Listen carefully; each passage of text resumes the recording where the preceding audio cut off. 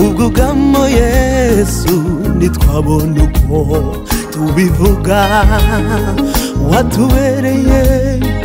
ubwugamo Yesu nitwabona uko tubivuga imvura yaraguye n'imivu iratemba n'ibyatembana ubuzima bwacu imvura yaraguye n'imivu iratemba n'ibyatembana ubuzima bwacu imvura yaraguye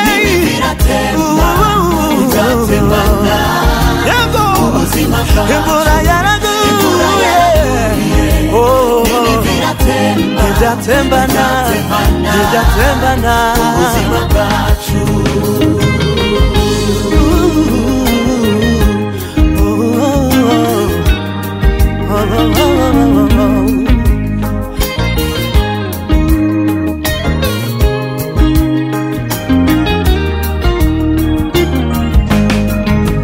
nagerageje